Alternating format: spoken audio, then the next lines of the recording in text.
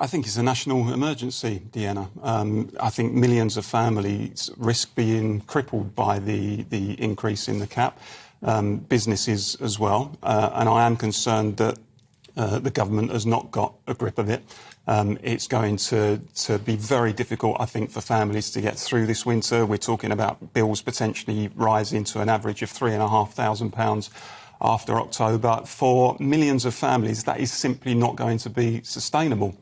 And I think they are going to find themselves in a position between choosing whether to eat or whether to heat their homes. That's certainly going to be the situation facing, I think, many people. And we need to re-examine the elephant in the room, which is the whole question of energy independence. Mm-hmm. The fact that we do not have energy independence in this country is a national scandal. The fact that we have closed down so many of our coal-fired power stations too early, in my view.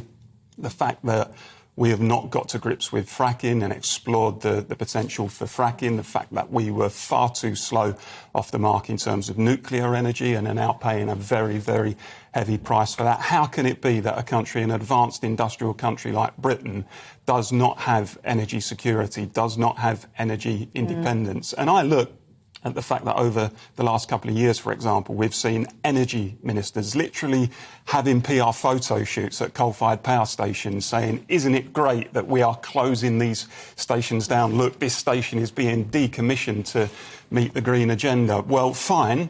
We all support the green agenda in principle, but if it means you find yourself a couple of years later in a situation where you are begging energy companies to keep supply going. I mean, there was a story recently about Kwasi Kwarteng effectively begging a particular energy company to keep its generators going. Then you've gone seriously wrong. So we need to have the debate in the short term about the impacts on families, the impacts on businesses, what we can do to alleviate that. But we need a much wider debate about how we ended up in the position where we are and what we're going to do about it in terms of energy security going forward. Mm-hmm. Yeah, I know we've discussed energy security quite a lot on our show over the past kind of year since we started. One of the things that I want to just touch on, though, is some of the support that is available, because I think people are really, really worried, and actually a lot of people aren't actually aware of some of the support that is going to be coming their way. So I just want to run through. For pensioners who get a winter fuel payment, there'll be an additional £300 paid to them this winter when they get that winter fuel payment.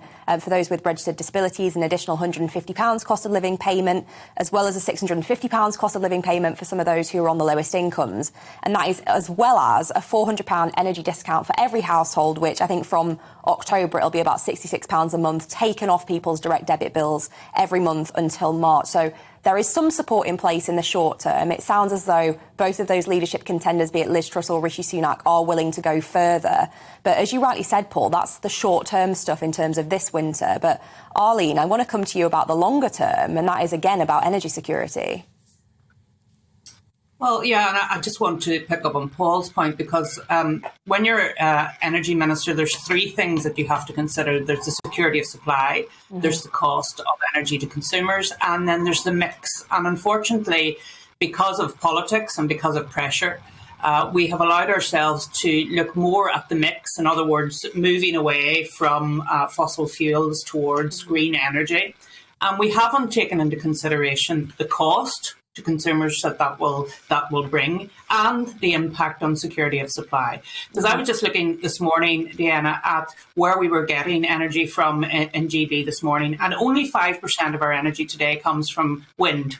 The rest comes from gas-fired electricity plants, so that 60% is coming from that. And I mean, we have to ask ourselves, have we got ourselves into a situation because of the war in Ukraine, which is undoubtedly having an impact on the cost of wholesale gas and wholesale energy? But we should have had, if you like, a safety net in case some of these global events happened. But instead, we've been quite complacent in relation to our security of supply. And we find ourselves now in a position where we have this huge spike in the cost of energy, and some people individually are not going to be able to cope with it.